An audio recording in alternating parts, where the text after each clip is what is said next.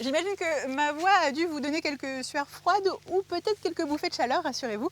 J'ai une solution pour vous, solution 100% naturelle de la climatisation. Et ça prend légèrement un peu plus de place qu'un bloc clim à votre fenêtre. Mais vous allez voir, c'est très efficace aussi, pas vrai Chantal? Cette termitière, c'est finalement un système à lui seul de climatisation.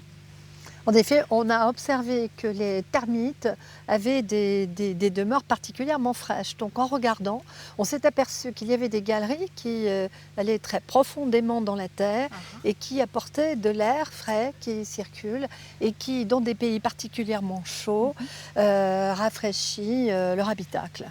D'accord. Là, on a fait quelque chose d'assez gigantesque, d'assez imposant aussi. Pourquoi? Il y a une portée esthétique à tout ça? D'abord, c'est une sculpture destinée à faire comprendre ce que sont les termitières. Il y a des termitières énormes dans certains pays chauds et on voit qu'il y a plusieurs dimensions. C'est en terre crue. D'accord. Les termites, c'est vrai qu'on a tendance à se dire faut s'en méfier, c'est dangereux, ils détruisent l'habitat. En fait, ils peuvent aussi être une solution, c'est ça qui est assez fou. C'est la complexité, c'est comme le champignon qui est à la fois ce qui nous empoisonne et ce qui nous fait vivre.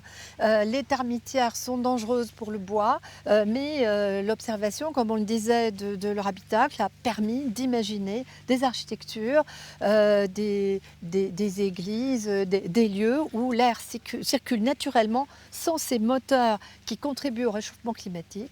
Et donc, c'est une très bonne idée que nous ont donnée ces animaux pas très sympathiques. Ouais, et des bonnes idées, c'est ce que vous essayez d'amener aussi avec ce festival, avec ces jardins. Pas simplement un constat triste et alarmant de l'état de notre planète, mais des solutions à appliquer, applicables facilement. Je pense qu'on peut être à la fois un lieu de création, un lieu d'observation des tendances du jardin et un lieu qui fait réfléchir. On peut, sans angoisser nos visiteurs, leur faire comprendre que l'observation de la nature peut nous permettre de trouver des solutions et surtout donner un espoir. C'est très important, tout n'est pas perdu.